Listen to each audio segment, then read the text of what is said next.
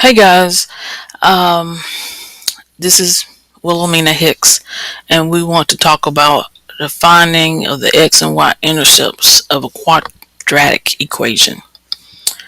In summary, to find x-intercept, let y equal 0 and solve for x. And we will do 3 examples. Um, this wording is different, but the process is not new. For example, if we had y equals x squared minus 6x plus 8, and we let y equal 0, this is what we've been doing, solving the quadratic equation. So when we have been solving the quadratic equation, getting those two solutions, guess what? You're actually finding the x and y intercepts. Okay. To find the y-intercept, let x equal 0 and solve for y.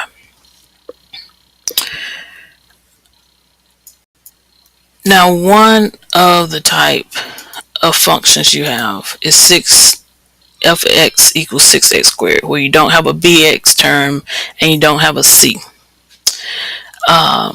Usually your parabolas, your happy face parabola and your sad face parabola, most times will give you 2 x intercepts. Now, how would you know? And it goes back to that discriminant. If the discriminant is greater than 0, you'll have 2 x-intercepts. If the discriminant is equal to 0, you will have 1. And if it's less than 0, none. That's your imaginary complex numbers. So if you were looking here, our discriminant, so there's no b, so that's 0 minus 4 times 6, and there's no c. You see that our discriminant equals 0. This lets me know I just have one x-intercept. I just have one x-intercept. Okay, well, how do you find that one x-intercept? So, don't forget that f of x is just a fancy way of saying y. Y equals 6x squared. Alright, so we're going to look for that one x-intercept. We're going to look for that one x-intercept. So we're going to put in 0 for y and solve for x. Divide both sides by 6. And we're taking the square root of both sides. X equals 0. 0 is just 0. It's not positive, negative, 0. So that means for this one, the x-intercept is going to be 0, 0. And it's just one x-intercept for this function. Just one x-intercept for this function. Now, as far as the y-intercept,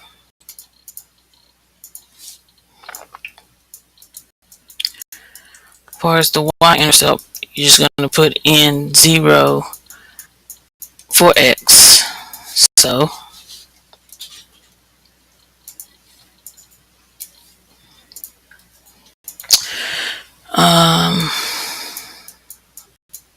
here's our equation, and we're going to put in 0 for x. So that means y equals 0. Put in 0 for x, so 6 times 0 squared is 0. So that means that your y-intercept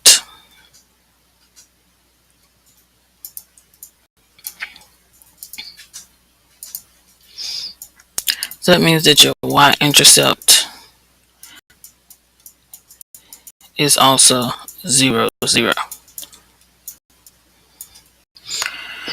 So as far as work, you want to show this process, and you want to show this process. If you really impress me, you can talk about the discriminant. How if the discriminant equals 0, you only have one x-intercept. So you can get more points. Alright. We have this type of function. And going back to the discriminant, this function is in vertex form, but you can FOIL this out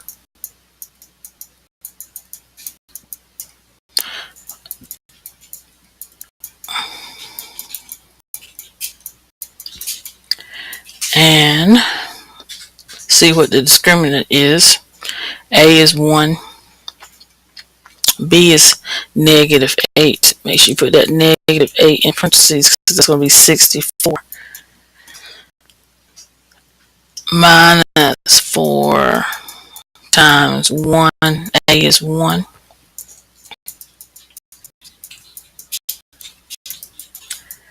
And C is 16.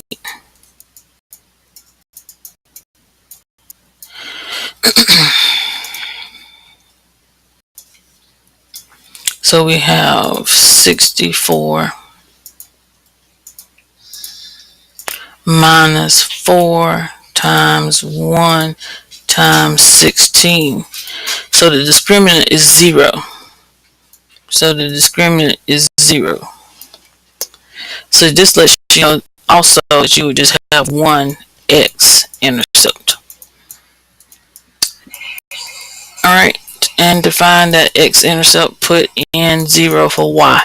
Remember, f of x is the same as y, just a fancy way of saying y. And we're going to put in 0 for y, and we're going to solve for x. So we're going to use that square root property. We're going to use that square root property.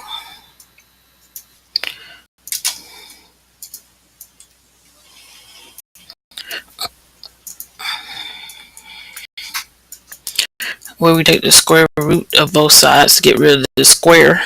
So we take the square root of both sides. So 0 equals x minus 4. And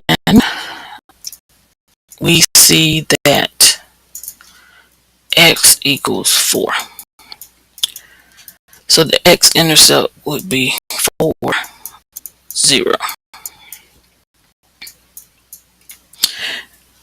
Now, for the y-intercept,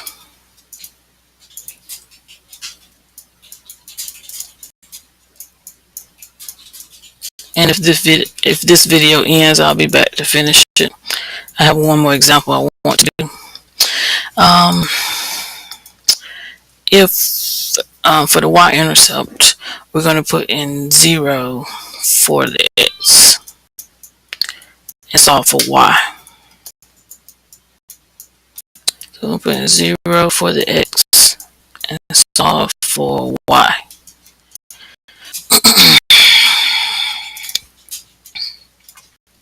So we see that we have -4 squared. 0 minus 4 is -4 squared. -4 is in parentheses, so it's a positive 16.